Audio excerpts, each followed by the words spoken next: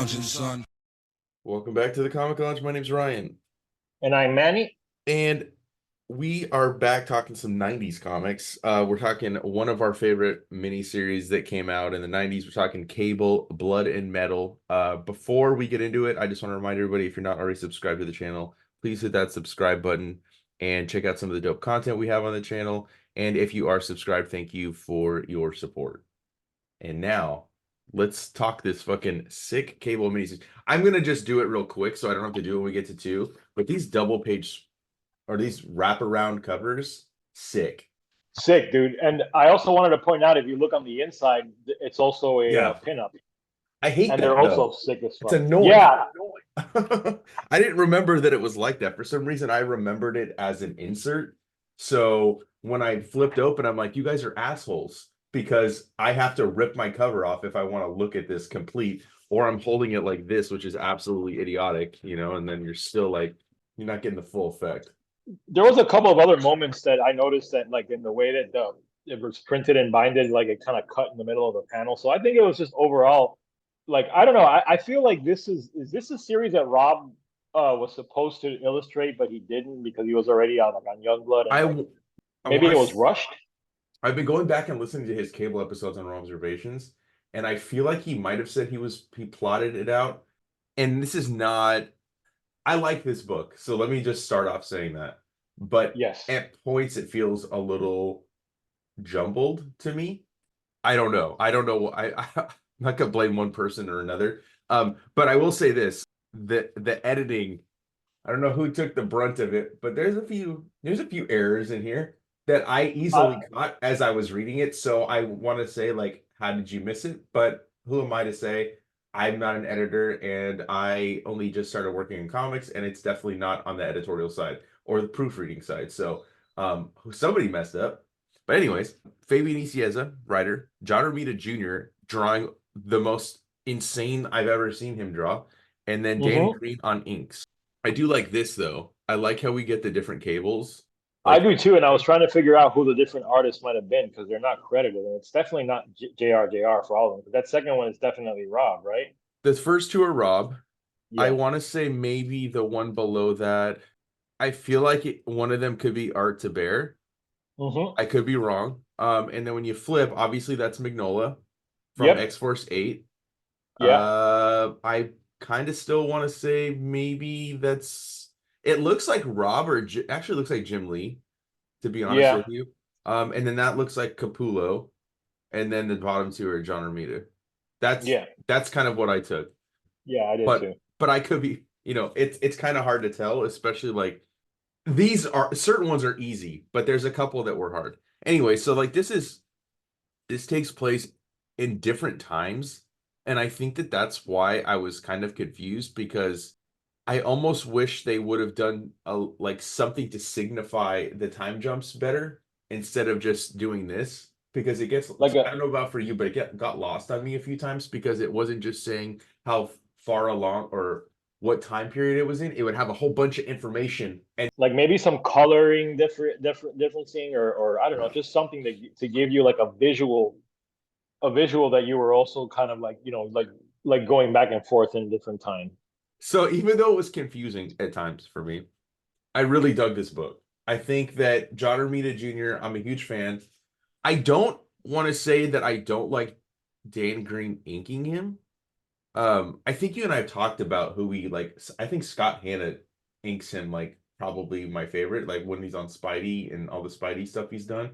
I think Klaus Janson on Man Without Fear too is probably the stuff I like the best. But that being said, I did like this book a lot. I love this double page spread. I love, and I'm sure you're probably going to agree with this, how much he's trying to invoke a lot of this 90s art sensibilities that he wasn't necessarily doing prior to this. Because his X-Men 300 was my first X-Men comic, and I don't remember it looking like this. It's been a while since I've read it, but it did not. No, it didn't. And there's a lot of Kirby in this too.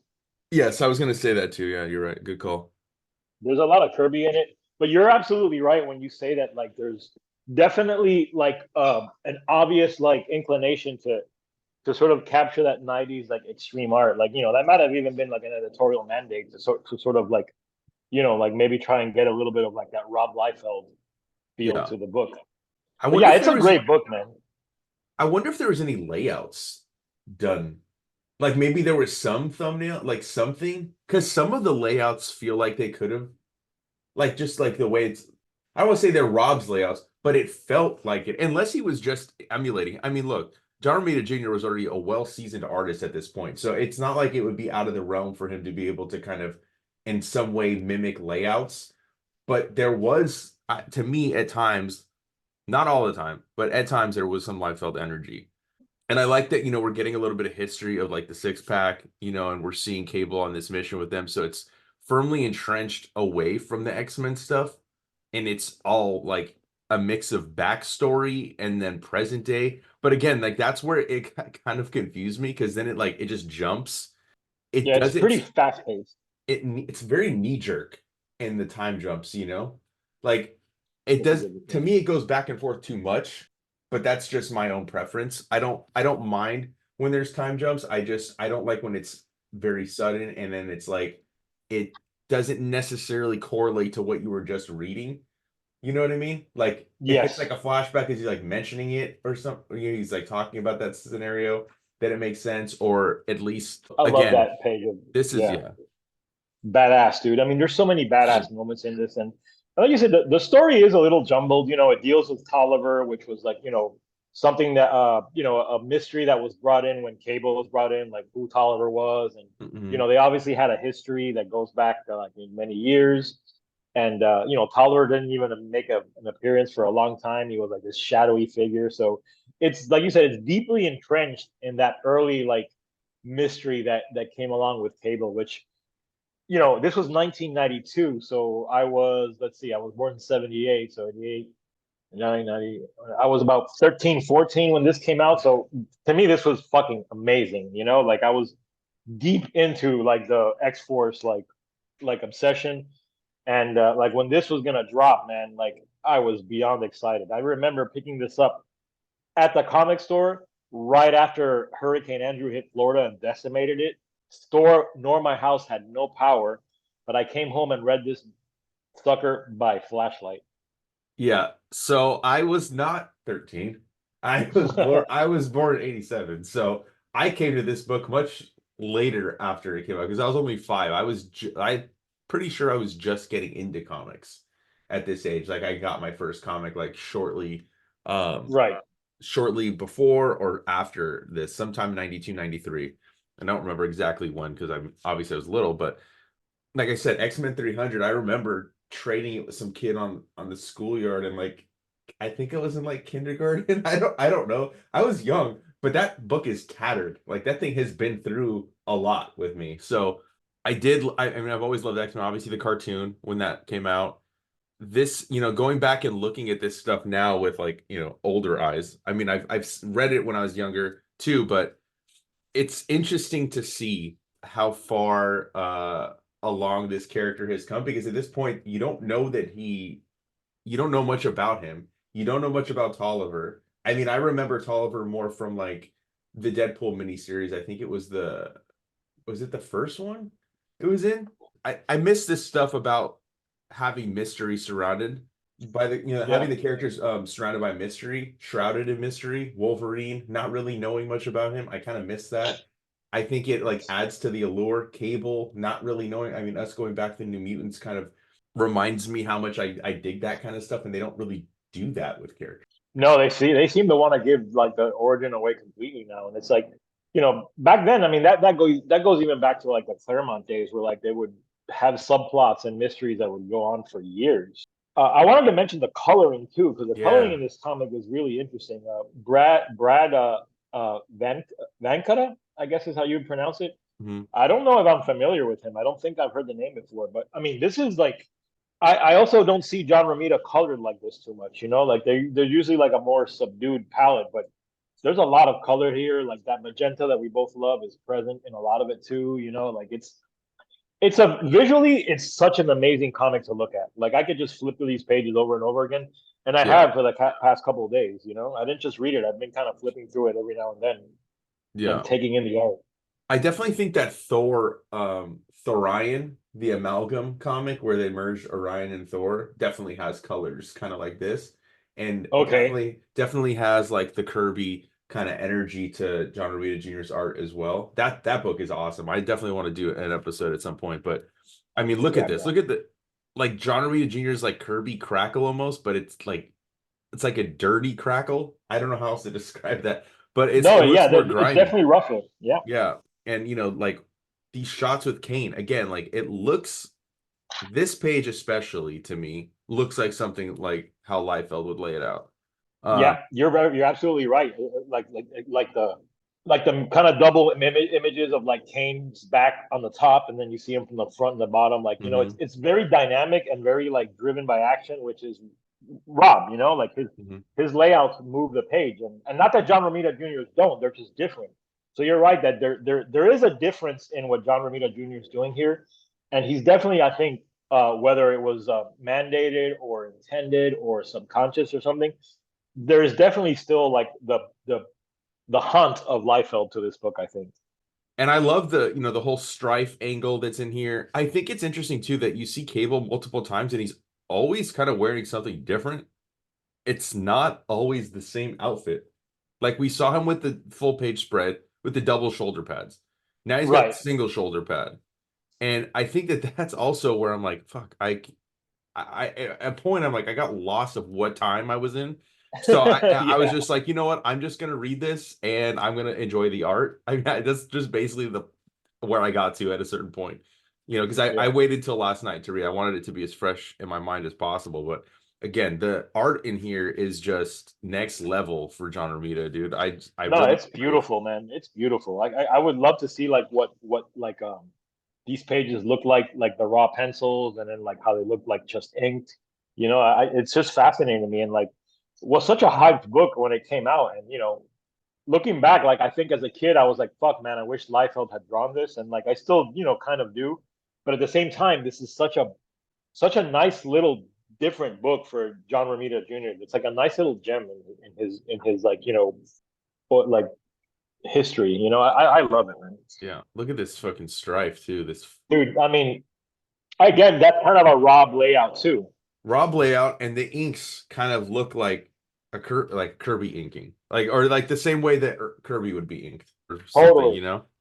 The way Kirby would ink and draw like the reflection on metal and like metal surfaces is really on display in that Yeah. Strife image. Then again, I do the layouts in here are just they're fucking the action in here is really dope. I love this interaction between Kane and Cable just Yeah. going at it in the snow and Yeah, being basically punched out the window there is awesome. Cable has like we're seeing that he kind of betrayed him, but then we're gonna see a resolution to where like he kind of makes up for it, and this all has to do with time travel. And I think that that's why for me it's just fucking like I don't know what the fuck is happening at certain points. And I think if I'm being honest, if you go back and read some of the I'm not trying to like say all of the 90s, but some of the comics in the 90s felt like at times disjointed. Like there wasn't like this long, drawn out plotting like you had mentioned, right? Like that's where it felt like it was more just like quick, like I mean, it's a two-issue series. Yeah. When the fuck do you see a two-issue series, really? You know what I mean? Like, would this have benefited from like even a third issue? I don't know. Like I like that it's Yeah. fast paced and that it's a breakneck action, but maybe for the sake of like all these different time jumps, maybe having a little bit more room to kind of like, layer that in would have helped. I don't know. I mean, I'm Yeah. It reads a lot like a very 90s action movie, that like yeah, this the is 90s dope. was. Oh yeah, dude, that this page is one of my favorites. I love it when John Romita Jr. draws ninjas. I also just love this like how big and fucking like hulking Cable is. There is times though, I don't know if you noticed it. I can't I think it might have been issue 1. But when you see, Nate just like out of costume, there was a panel where he looked super small in his head, and his body was like fucking insanely huge. Where I'm just like, the proportions look so crazy, and I've never seen JR draw that way. So then I was like, who's he trying to like emulate here? Because I mean, like, there's times where like Rob's, you know, the proportions, and I don't mind it, but it was No, yeah. crazy how small Nate Summers' head looked compared to Oh, his body. I think I remember the image. It's in this issue. Yeah. This fucking full page of Strife, so good. And like, if you Yeah, don't man. know, if you're not familiar with Cable, like Strife is Nate, but from a different point in time. So like, Yeah. it's so interesting to make the arch enemy yourself. Like, you're literally fighting against yourself and your own future. And then this, dude, again, like all the orange, love this, dude. Yeah, it really pops, man. Like even if you're not into the story, which I mean, again, it deals with Strife trying to gather all these like ancient artifacts, and there's a mention of apocalypse. I mean, I think there was a lot of setup in this time for Cable and Strife, and like to try and integrate it into like the greater like X-Men history. Yeah. And I don't think some of it didn't play out as planned, probably, and like some of the stuff was abandoned, but at this point in the story, like this seemed like they were trying to make this kind of a pivotal moment for Strife and Cable.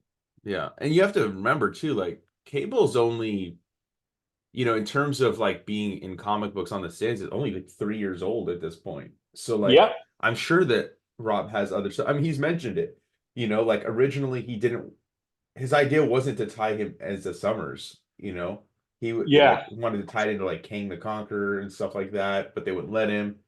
So it's interesting to see like now when the creator, I know it's like co-creator with Louis Simonson, but like this came from Rob, Cable. yeah, So to see like what they take with it, and like that's the nature of creating a character at the big two. Like, you don't own it, so they can really do whatever they want, which, Marvel making Cable young, and you had like young pretty boy Cable for a while. To me, that wasn't like, I didn't, not that I didn't like some of the stories that he was in, but like this is the Cable I want to see. A weathered fucking war soldier, you know what I mean? Like, not, yeah, man, yeah, oh yeah, here's the panel, you're right. yeah. That's I Look at figured that's that. the one you were You know talking what it reminds me of? The Goombas from the Super Mario. about. Oh my god, yeah, the coat and everything, dude. It's what he looks Good like. call. Fucking fucking crazy, dude. There's a lot of fun moments in here. I do like, getting to build on some of the backstory of the Wild Pack, because like if I put myself in this time frame of when this came out, like, we didn't know as much about like, the interactions between him and Domino because they had a past. Love this page too. Yeah, this is dope. Look at these guns too. Like, they're so crazy looking, but it works because it's future tech. GW Bridge, being in the mix. Like, so you're just getting to see all this stuff play out that, at times had been mentioned, but not Yeah, really like, that's why I think that some of these ideas had to. great coloring again. They're not gonna credit Rob, but I feel like No, they pulled some from his plots. Because he was yeah, supposed to write, it was announced in like Wizards yeah. or something. So I remember. Yeah, I mean, like I said, this was really hype, and this was at the height of Cable's popularity and like X Force. mhm. And I mean, yeah, I think Image had already started popping, but people were still interested in this stuff. Yeah, I mean, this is dated November 92, which means it probably came out September, and that means we're only a few months from Youngblood launching, which is April 92. Yeah, pretty nuts, dude. But you got to wonder like what would have happened if Rob stayed with some of these characters a little bit longer, or what if, because I don't think he said he was planning to leave Marvel, but they basically just like, no, you're gone. Yeah, he was still interested in staying around. And Yeah. yeah, great again, great Image. And I love Kane. You mentioned GW Bridge; those are both characters I love. I mean, I have the '90s action figures sitting on my shelf for Cable, for Bridge, I and for used to have Kane. the Bridge action figure. I don't know where it went. I had other X-Men figures. Those have been lost to time. So Yeah, those '90s Toy Biz figures are fantastic. If I you know can they're find so good. them, yeah, I pick them up whenever I see them. Look, that looks like a Rob face. Yeah, the smile, the way the Yeah. smile looks, Yeah. and the angle and the close up. Again, and then you see Cable with like his hair is not fully white. Like that's where I got confused. I'm like, wait, what Cable am I looking at? Like, what time are we in?